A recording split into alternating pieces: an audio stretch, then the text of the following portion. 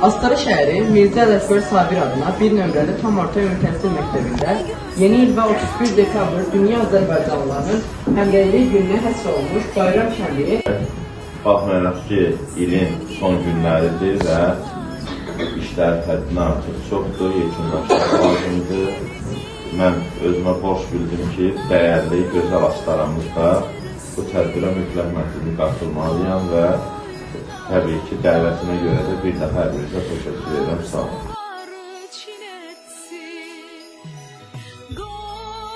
Hörmətli tədbir iştirakçıları, mən də hər birinizi salamlayıram. Əziz şəhid ailəciləri, şəhid əmanətləri, ilin sonunda son günlərini yaşayırıq. Bir neçə gündən sonra yeni ilə qədəm qoyacaq. Qarşıdan Dünya Azərbaycanlarının Həmrəylik günü və yeni il gəlir.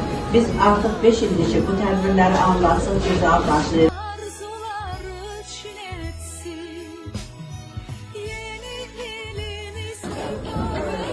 Salam uşaqlar. Bu gün nə bayramıdır? Yaxşı, onda eləsin şaxta babanı çağırmağa hazırsınız. Onu gəlin birlikdə çağıraq. Şaxta baba, şaxtacıq. Haradasan bu vaxtlarda? Gözləyin bir qoşunu nəğməli. Hop hop hop. Tamam, yeni ilin mübarək. Salam şaxta baba, uşaqlar səni çoxdan gözləyirdi. Mən də sizi görürəm ki, hamınız şən və mehribansınız. Yaxşı, şaxta baba, sən uşaqlara nə arzuluyursan? Sağlamlıq, sevinç və doluluq.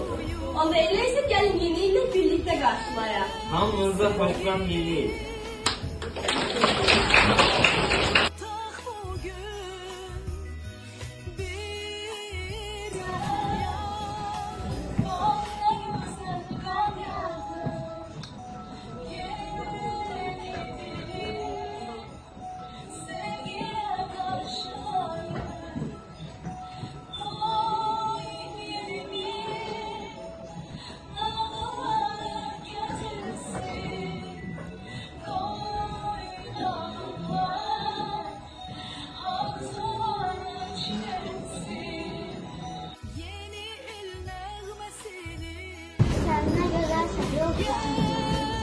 Milyonların ürəyisən, hər arzusu diləyisən, qürur yeri gərəyisən, bir həmrəy ol Azərbaycan, yaşa, var ol Azərbaycan.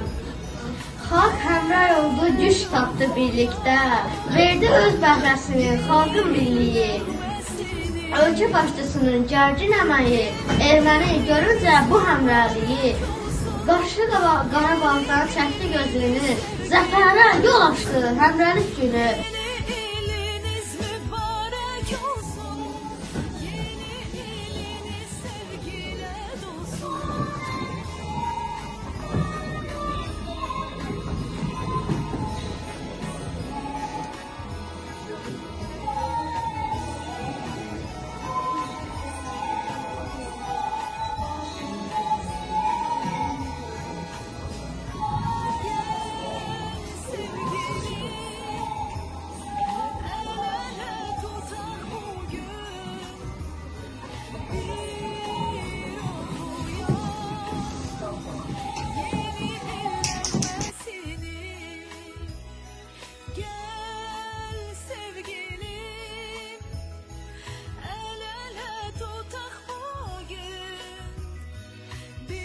Şəhid uşaqlarını səfərə dəvət edək və onlara yeni il hədiyyəsini verək.